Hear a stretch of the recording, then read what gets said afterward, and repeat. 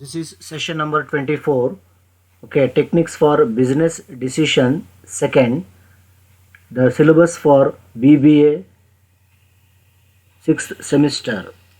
Session number 24 ಅಲ್ಲಿ. So this is the last session for regressions equation chapter ಗೆ. So in this session, calculation of regressions coefficient and equations for grouped data. So grouped data already ನಾವು ಹಿಂದಿನ session ಅಲ್ಲಿ ಹೇಳಿದ್ದೀವಿ. Groups data ಅಂದರೆ it is nothing but continuous series. So continuous series ಅಲ್ಲಿ ನಾವು X ಮತ್ತು Y series ಎರಡೂ ವಿಷಯಗಳ ಮೇಲೆ ಸೊ ನಾವು ಅನ್ನೋನ್ ವ್ಯಾಲ್ಯೂಸನ್ನು ಮಾಡಿಕೊಂಡು ರಿಗ್ರೇಷನ್ಸ್ ಈಕ್ವೇಷನ್ಸ್ ಫಾರ್ಮುಲಾವನ್ನು ಕಂಡುಹಿಡಬೇಕಾಗುತ್ತೆ. ಸೊ ಹಾಗಾಗಿ calculations of regressions equations on grouped data is nothing but bivariate series, or it is called as table regression. So in this session, calculation of regressions coefficient and equations for grouped data, or it is a bivariate series, or it is called as bivariate series or table regression.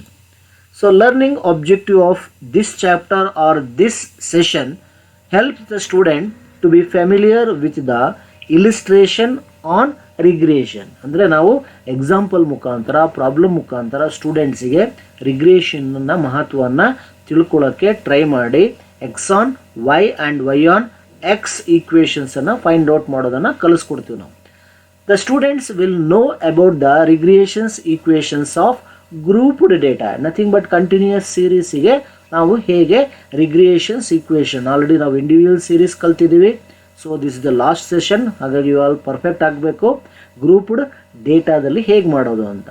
This session help the student to understand the coefficient of regression and find the correlation coefficient based on regression. So correlation ಚಾಪ್ಟ್ರಲ್ಲಿ correlation ಮೇಲೆ ನಾವು so ಸಹ ಸಂಬಂಧ ಅಂತ ಕರಿತೀವಿ, ನಾವು ಹೇಗೆ ಕಂಡುಹಿಡಿತೀವಿ ಅಂತ. ಹಾಗಾಗಿ ರಿಗ್ರೇಷನ್ಸ್ ಈಕ್ವೇಷನ್ಸ್ ಮೇಲೆ ನಾವು ಹೇಗೆ ಕಾರಿಲೇಷನನ್ನು ಕಂಡುಹಿಡಿತೀವಿ ಅನ್ನೋದು ನಿಮಗೆ ಗೊತ್ತಿದೆ already. B X Y and B Y X ಮೇಲೆ ನಾವು ಕಂಡುಹಿಡಬೇಕಾಗುತ್ತೆ. ಸೊ ಈ ಸೆಷನ್ನಿನ ಔಟ್ಕಮ್ ಏನಂತ ಹೇಳಿದ್ರೆ, at the end of this session students should be able to understand the concept of regressions equations of grouped data. Next is student should also be able to express their opinion regarding the coefficient of regression and find out the probable values of x on y and y on x equation. So ಇಲ್ಲಿ ಒಂದು problem ಇದೆ already ಇದು. So 4ನೇ ಲೆಕ್ಕ group ಡೇಟಾದಲ್ಲಿ. So ಇದು ಇನ್ನೊಂದು ರೀತಿಯ ಲೆಕ್ಕ, ಸ್ವಲ್ಪ ಡಿಫ್ರೆಂಟ್ ಆಗಿದೆ. ಹಾಗಾಗಿ so calculate the regressions coefficient and regressions equations on x on y and y on x. So here the security price and annual dividend. The security price is represented as a x series. The annual dividend is nothing but y series. So ಇಲ್ಲಿ ಸ್ವಲ್ಪ different ಏನಂದರೆ, ಮಾಮೂಲಿಯ problem ಅಲ್ಲಾಗಿದ್ರೆ ನಮಗೆ so vertical ಆಗಿ ಸೀದಾ ಕೊಡ್ತಿದ್ದ, but ಇಲ್ಲಿ ಏನಾಗಿದೆ series reverse ಫ್ಯಾಷನಲ್ಲಿ ಕೊಟ್ಟಿದ್ದಾನೆ. Actually ಮಾಮೂಲಿ ಪ್ರಾಬ್ಲಮ್ ಆದರೆ 70 to 80, 80 to 90, 90 to 100, 100 to 110 ಅಂತ ಕೊಡ್ತಾ ಇದ್ದ. ಸೊ ಇಲ್ಲೇನಾಗಿದೆ 70 to 80 ಈ ಪೊಸಿಷನಲ್ಲಿ ಬಂದಿದೆ. ನಾರ್ಮಲಿ 70 to 80 ಫಸ್ಟ್ ಕೊಡಬೇಕಾಯಿತು. ಹಾಗಾಗಿ ಇಲ್ಲಿ ರಿವರ್ಸ್ ಕೊಟ್ಟಿದ್ದಾನೆ. ಹಾಗಾಗಿ ನಾವು ಡಿವಿಯೇಷನ್ ಅಥವಾ ಸಾಲ್ವ್ ಮಾಡಬೇಕಾದ್ರೆ ಡಿವಿಯೇಷನನ್ನು ನಾವು ರಿವರ್ಸ್ ಫ್ಯಾಷನಲ್ಲಿ ತೊಗೋಬೇಕಾಗುತ್ತೆ. ಸೊ ಅದನ್ನು that should be discuss in the next slide.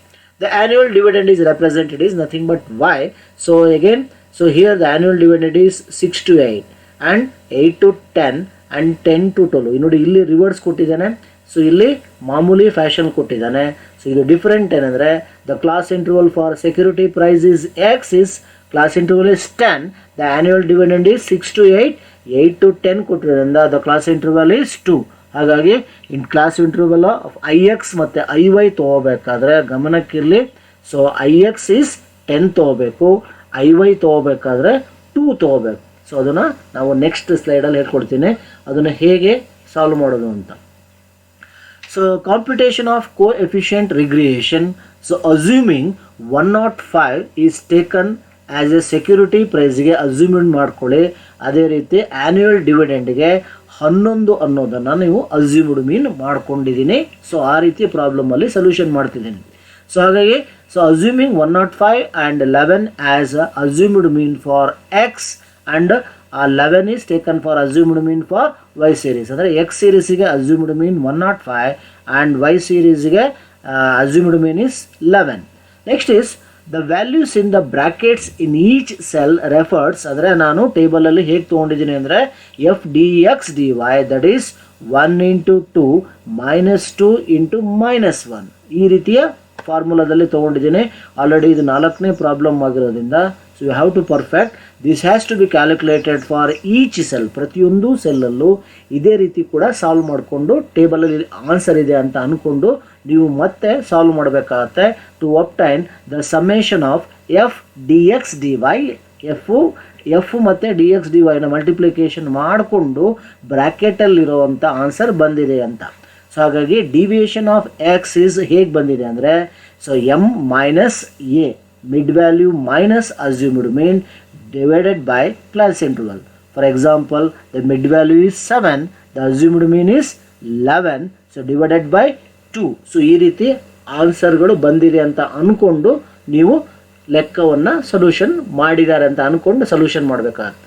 ಹಾಗಾಗಿ ಪುಟ್ ದ ಟೇಬಲ್ ರೀತಿಯಲ್ಲಿ ಅದನ್ನು ಮಾಡ್ಕೊಳ್ಳಿ. ಇಲ್ಲಿ ಸೆಕ್ಯೂರಿಟಿ ಪ್ರೈಸ್ ಈಸ್ ವೈ ಅಂತ ಟೈಪ್ ಆಗಿದೆ. ಸಾರಿ ಮಕ್ಕಳೇ, security price is represented is A X, next is annual dividend is represented is Y. So ಹಾಗಾಗಿ so ಇಲ್ಲಿ ರಿವರ್ಸ್ ಫ್ಯಾಷನಲ್ಲಿ ಇರೋದ್ರಿಂದ ಸೊ ಅಲ್ಲಿಗೆ X means nothing but M. Mid value ಹೇಗೆ ಬಂದಿದೆ ಅಂದರೆ upper class plus lower class divided by 2 ಅಂದರೆ 70 ಮತ್ತು 80ಯ ಮಿಡ್ ಪಾಯಿಂಟ್ 75. ಸೊ 80 ಮೈನಸ್ 90 ಅಲ್ಲಿಗೆ 80 upper class plus lower class divided by 2 85 95 ಇಲ್ಲಿ ರಿವರ್ಸಲ್ಲಿದೆ 75 85 95 105 115 125 135 ಅಥವಾ ನೀವು ಅಪ್ಪರ್ ಕ್ಲಾಸ್ ಪ್ಲಸ್ ಲೋಯರ್ ಕ್ಲಾಸಲ್ಲಿ ತೊಗೊಂಡು ಮಾಡಬೇಕಾಗುತ್ತೆ. Next D X D Y ಹೇಗೆ ಬಂದಿದೆ ಅನ್ನೋದಾದರೆ so that is called you can take an assumed mean from mid ಪಾಯಿಂಟಲ್ಲಿ ತೊಗೊಳ್ಳೋದಾದರೆ 115 ನಾವು ಸೊ 105 ಇಲ್ಲಿ ಅಸ್ಯೂಮ್ಡ್ ಮಾಡ್ಕೊಂಡಿದ್ದಾರೆ. ಸೊ ಅದರ ಪ್ರಕಾರ 0, so it is -1 -2 -3 next is +1 +2 +3. So ಇದು ರಿವರ್ಸ್ ಫ್ಯಾಷನಲ್ಲಿದೆ. ಸಪೋಸ್ ಪ್ರಾಬ್ಲಮ್ ಏನಾದ್ರು ಉಲ್ಟಾ ಕೊಟ್ಟಿದ್ರೆ ನೀವು ಹಾಗೆ ಮಾಡ್ಕೋಬೇಕಾಯಿತು. ಆವಾಗ -1 -2 -3 ಬರೋದು. ಸೊ ಇಲ್ಲಿ +1 +2 +3 ಯಾಕಂತ ಹೇಳಿದರೆ ಪ್ರಾಬ್ಲಮ್ ರಿವರ್ಸ್ ಫ್ಯಾಷನಲ್ಲಿದೆ. ಅದೇ ರೀತಿ ಇಲ್ಲಿ ಸೊ ನಮಗೆ ಏನಾಗುತ್ತೆ ಅಸ್ಯೂಮ್ಡ್ ಮೀನನ್ನು ತೊಗೊಂಡು ಮಾಡೋದಾದರೆ ಸೊ ಅಲ್ಲಿಗೆ mid point is nothing but ವೈಯಲ್ಲಿ. So 6 + 8 so 14 divided by 2 upper class plus lower class divided by 2 ಅಂದರೆ ಸೊ ಫಸ್ಟ್ ವ್ಯಾಲ್ಯೂ ಮತ್ತು ಸೆಕೆಂಡ್ ವ್ಯಾಲ್ಯೂನ ಟೋಟಲ್ ಮಾಡಿ ಡಿವೈಡೆಡ್ ಮಾಡಿದ್ರೆ ನಿಮಗೆ ಸಿಗುತ್ತೆ. ಅಲ್ಲಿಗೆ ಹೇಗೆ 6 + 8 is 14 divided by 7. Likewise 8 + 10 18 divided by 2 is 9. Next is 10 plus 12 divided by 2 is 11. Next is 12 plus 14 is 26 divided by 2 is 30. Next is 14 plus 16 is 30 divided by 2 is 50. Next is 16 plus 18. So 24 divided by 2 is 17. So next is the dx dy should be taken as 0, -1, -2, +1, +2, +3. So ಹಾಗಾಗಿ so ಇಲ್ಲಿ D X D ವೈನ ಹೇಗೆ ಮಾಡಬೇಕು ಅನ್ನೋದನ್ನು so already ಕೊಟ್ಟಿದ್ದೀವಿ ನಾವು. ಒಳಗಡೆ ಕೊಟ್ಟಿರೋ ವ್ಯಾಲ್ಯೂಸನ್ನು ಹೇಗೆ ಮಾಡೋದು ಆಮೇಲೆ ತಿಳಿಸ್ತೀನಿ. ಸೊ ಫಸ್ಟ್ ಗಿವನ್ ವ್ಯಾಲ್ಯೂಸನ್ನು ಟೋಟ್ಲು ಮಾಡ್ಕೊಳ್ಳಿ. ಸೊ ಅಲ್ಲಿಗೆ 1 + 3 + 4 + 2 is 10. Next is 1 + 3 + 6 + 3 11. Next is 1 + 2 + 3 + 2 is 8. Next is 2 + 3 + 2 is 7. Next is 2 + 2 + 1 + 1 is 6. Next is 3 + 1 + 1 is 5. Next is 2 + 1 + 3.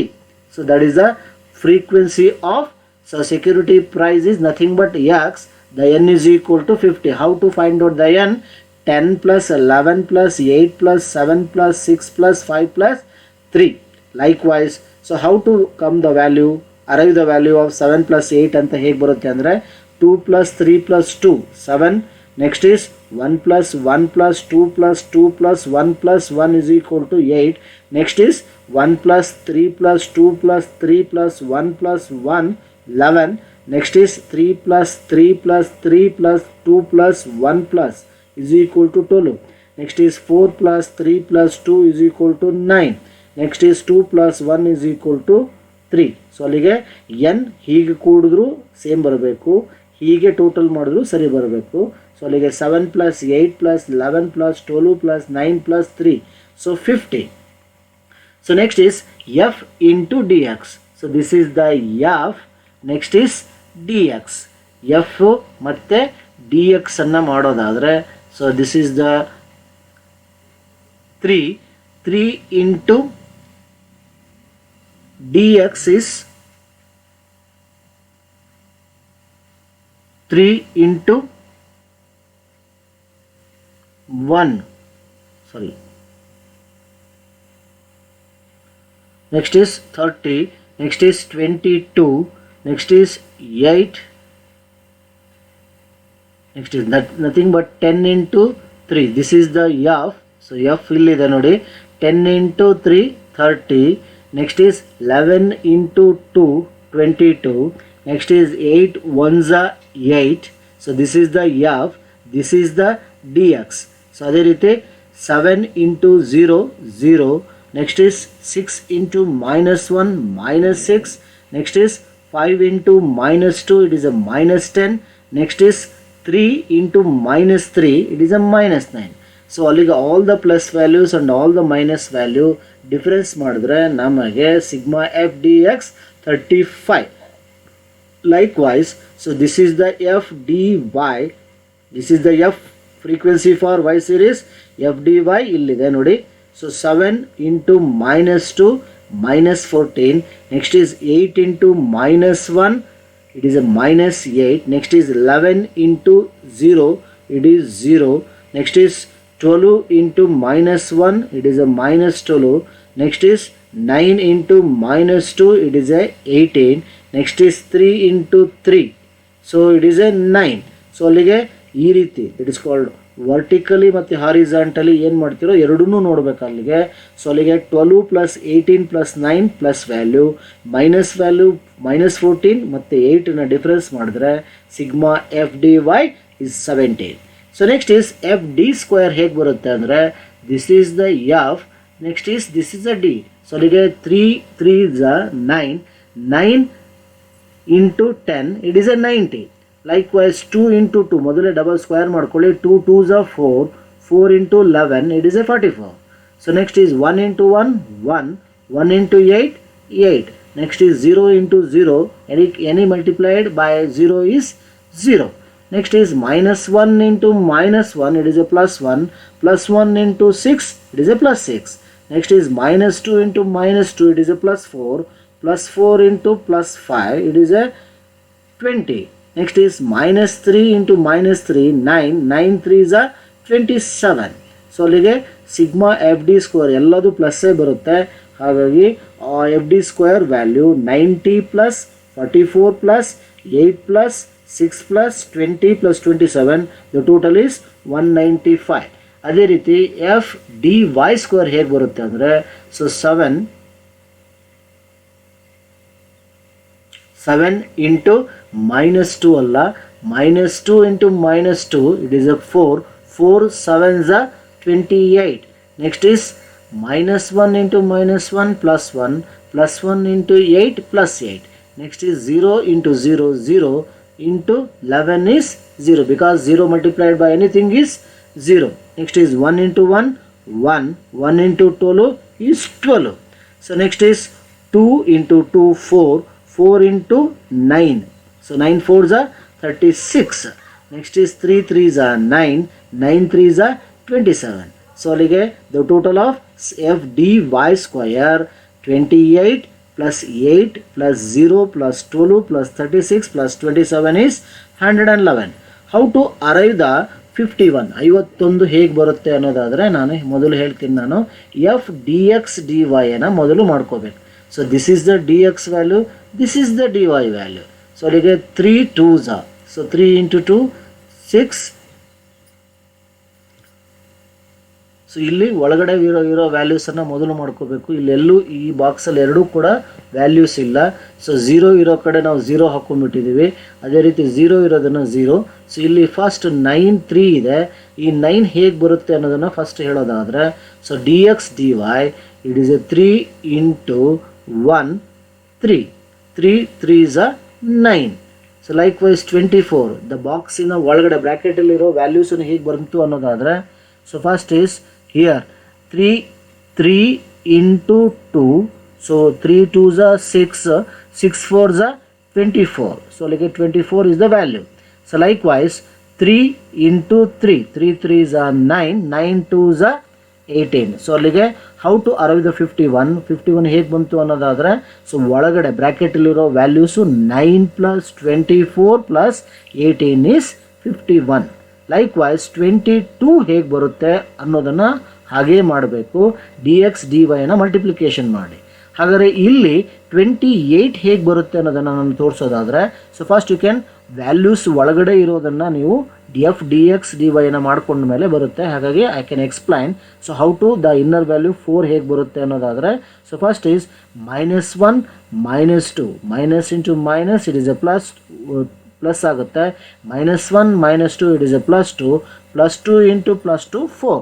Next is here -1 -1, so minus into minus +1 into 2, so 2 1s are 2, it is a +2. So likewise so inner ಕಾಲಮ್ಸ್ಗಳನ್ನು ವ್ಯಾಲ್ಯೂಸ್ಗಳನ್ನು ಮಾಡ್ತಾರೆ. ಅದಕ್ಕೆ ಮತ್ತೊಂದು example ಹೇಳೋದಾದರೆ 12 ಹೇಗೆ ಬಂತು ಅನ್ನೋದಾದರೆ, so first is -2 into -2 it is a +4. So +4 into so outer column figure is 3, ಅಲ್ಲಿಗೆ 4 3s are +12. So next is here -2 -1 it is a +2, +2 into 1 it is a +2. So ಹೀಗೆ ಮತ್ತಿಲ್ಲೇ ಎಕ್ಸ್ಪ್ಲೈನ್ ಕೊಡೋದಾದರೆ -3 into -2, 3 2s are 6, 6 into outer column figure is 2 12. So ಹಾಗಾಗಿ 28 ಹೇಗೆ ಬರುತ್ತೆ ಅಂದರೆ inner column ಫಿಗರ್ಸ್ಗಳನ್ನು total ಮಾಡ್ಕೋಬೇಕು. 4 + 12 + 12 is 28. Likewise -2 -1 +2 +2 +3 ಅಲ್ಲಿಗೆ 3 + 2 5, 5 + 2 7, 7ರಲ್ಲಿ ಈ -3 ಕಳೆದ್ರೆ ಸೊ ನಿಮಗೆ ಸಿಗೋದು 4. ಸೊ ಅದೇ ರೀತಿ 17 ಹೇಗೆ ಬಂತು ಅನ್ನೋದಾದರೆ 9 + 6 + 3 + 1, ಸೊ ಅಲ್ಲಿಗೆ 17. Likewise 24 + 12 + 4 is 40. Next is 18 + 16 is 24. So the total of 113 ಒಂದೇ ಬರಬೇಕಂದ್ರೆ f D X D y values ಹಾಗೇ ಇರುತ್ತೆ. ಅಲ್ಲಿಗೆ sigma F D X D Y is equal to 113.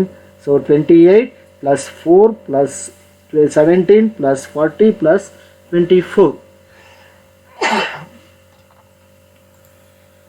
So next is regressions equations on x on y. We can already discuss in the last sessions. The equations on x on y is nothing but x minus x bar is equal to bxy, y minus y bar. So before put the equations, first you can find out the arithmetic mean. So arithmetic mean for x is security price is represented as x. For assumed mean for x series nothing but the formula is a plus sigma dx divided by n into I means class interval of x series. Next is put the values to the formula. X bar is equal to 105 is the assumed mean for security price. Already problem ಅಲ್ಲಿ ನಾವು ತಗೊಂಡಿದ್ದೀವಿ 105 assumed mean plus sigma dx is nothing but 35, n means 50. The class interval for security price is 10. So ಅದನ್ನು ಗಮನಕ್ಕೆ ಇಟ್ಕೊಳ್ಳಿ.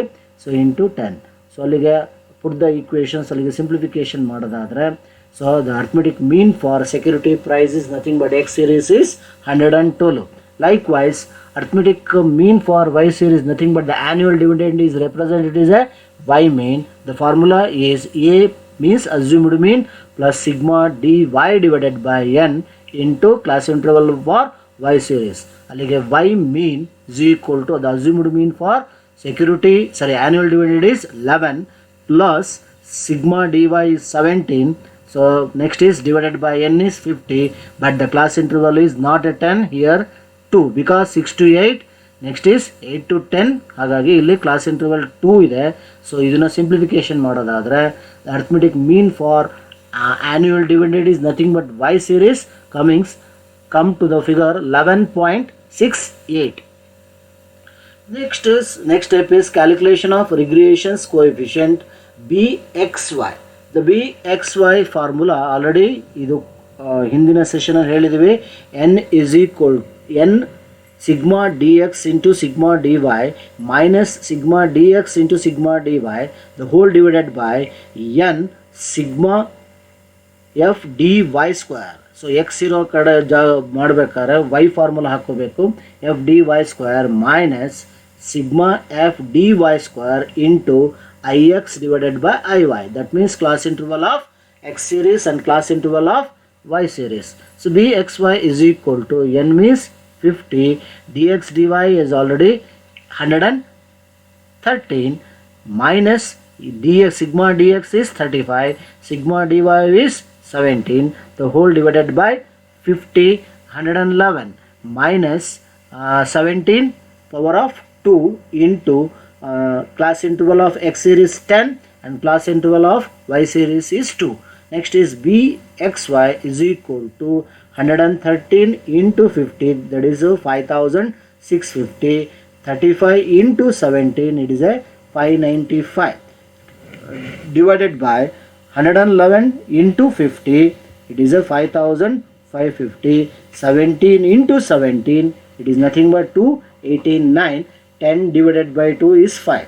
Next is bxy is equal to 5650 minus 595, it is a 5055, 5550 minus 289, it is a 5261 into 5. So next is simplification. ಇಷ್ಟನ್ನ simplification ಮಾಡೋದಾದರೆ bxy is equal to 0.480. So ಈ point ಬಿಟ್ಬಿಡಿ. So ಈಗ 0.48 ಅಷ್ಟೇ. So next is regressions equations X on Y. So ಈ ಫಾರ್ಮುಲಾವನ್ನು already ತೊಗೊಂಡಿದ್ದೀವಿ ನಾವು. X minus X bar is equal to B X Y Y minus Y bar. So next is X assumed mean for X series nothing but security price is 112 is equal to 0.4 is nothing but bxy into y minus 11.68. Next is x is equal to 4.8y minus 55.68 plus 112. Regressions equations on x on y is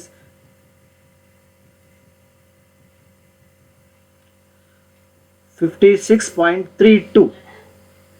So next is likewise same regressions equations on y on x. The formula already discussed ಮಾಡಿದ್ದೀವಿ ನಾವು. y minus y bar is equal to byx into x minus x bar. Before computing the byx, you can find out the regressions coefficient of byx. So ಹಾಗಾಗಿ first B Y X ಅಲ್ಲಿ Y ಇರೋದ್ರಿಂದ ಎಕ್ಸಿನ values ತೊಗೋಬೇಕು. So ಅಲ್ಲಿಗೆ formula already ನಾವು ಹಿಂದಿನ session ಹೇಳಿದ್ದೀವಿ. N sigma D X D Y minus sigma D X into sigma D Y the whole divided by N sigma F D square X minus sigma F D square X into I Y minus I X. ಇಲ್ಲಿ reverse ಆಗುತ್ತೆ, ಗಮನಕ್ಕಿಲ್ಲಿ.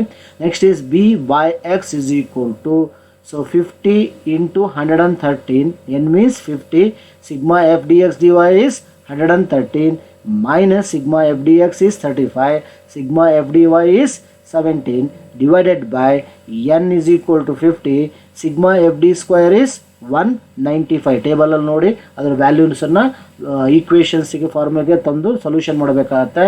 Minus sigma F D square X is nothing but 35 power of 2 into class interval of y series nothing but 2, class interval of x series is 10.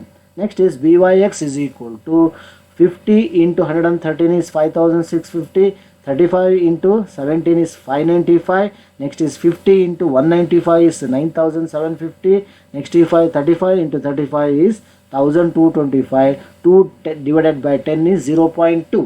So next is byx is equal to 5650 minus 595 It is a 5055 divided by 9750 minus 1225. It is a 8525 into 0.2. So the final byx answer, so simplification ಮಾಡಿದ್ರೆ ನಮಗೆ ಸಿಗುವಂತ answer 0.118. So next is you can find out the regressions equation with the help of byx. Y minus y bar is equal to byx ಕಂಡುಹಿಡಿದಿದ್ದೀವಿ, x minus x bar. So next is y minus arithmetic mean for y series is 11.68 is equal to 0.118 x minus 112. Next is y is equal to 0.118 x minus 13.22 plus 11.68. The finally regressions equations on y and x is equal to y is equal to 0.118 x minus 1.54. So ಈಗ ನಾವು sometimes ಅಥವಾ correlation based regression ಅನ್ನು ಮಾಡೋದಾದ್ರೆ, so correlation is equal to square root of bxy into byx. So put the values. Correlation is equal to square root of bxy find out ಮಾಡಿದೀವಿ ಹಿಂದಿನ session ಅಲ್ಲಿ 4.8 into 0.118. So ಅಲ್ಲಿಗೆ 4.8 into 0.118 ನ multiplication ಮಾಡಿ square root ಅನ್ನು ತೆಗೆದ್ರೆ so ನಮಗೆ correlation is equal to 0.758 ಅಂತ ಬರುತ್ತೆ. ಸೊ ಓಕೆ, ಥ್ಯಾಂಕ್ ಯು ಮಕ್ಕಳೇ.